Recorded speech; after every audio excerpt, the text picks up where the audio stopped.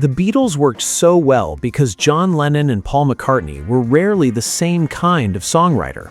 McCartney was drawn to melody, harmony, and the timeless structure of a great pop song. Lennon, meanwhile, was far more willing to disrupt expectations. He could take a conventional song and make it strange, unsettling, or completely unpredictable. Their differences were not always a problem. In fact, they were one of the reasons the Beatles became so extraordinary. But as the band entered its final years, those differences increasingly became impossible to ignore.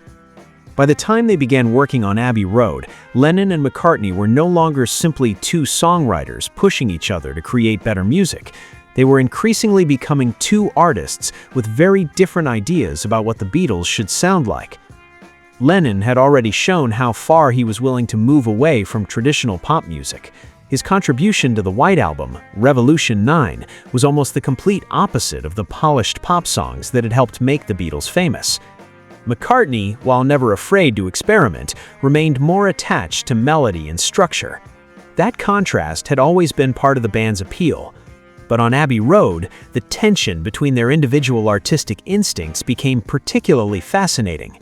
Each member of the Beatles seemed increasingly determined to bring his own musical identity into the studio. And that was where "Oh Darling" became a particularly revealing moment in the relationship between Lennon and McCartney.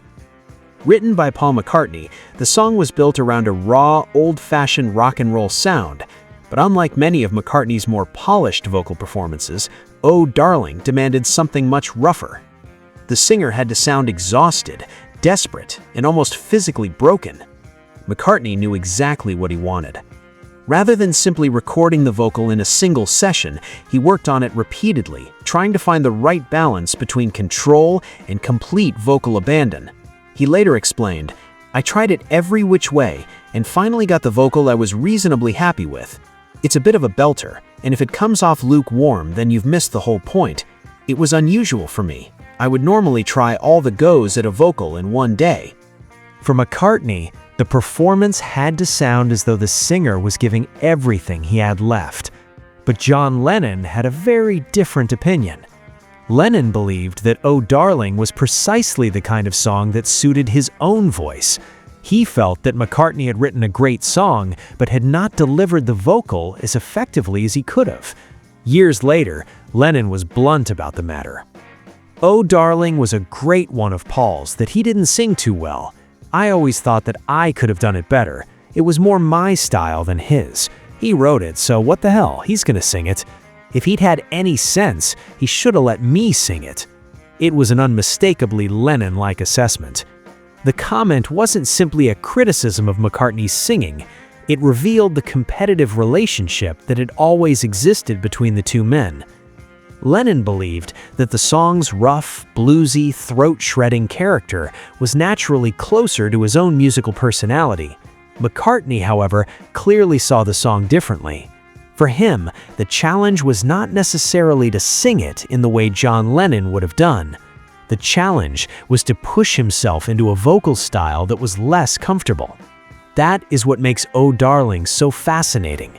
Lennon may have believed that the song was more my style than his, but McCartney seemed determined to prove that he could take the song somewhere else entirely.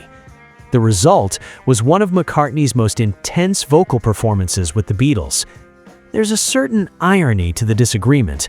Lennon already had the kind of naturally weathered voice that could have suited the song perfectly. His performance on "Cold Turkey" would later demonstrate just how effectively he could push his voice into a harsh and tortured register.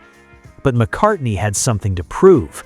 Throughout his career, he had often been associated with beautiful melodies, polished harmonies, and a cleaner vocal style. "Oh Darling" allowed him to step outside that image. The song required him to sound vulnerable and almost damaged. And in doing so, McCartney showed that his voice was capable of far more than Lennon may have believed. That willingness to push his vocal abilities would become even more apparent in McCartney's solo career.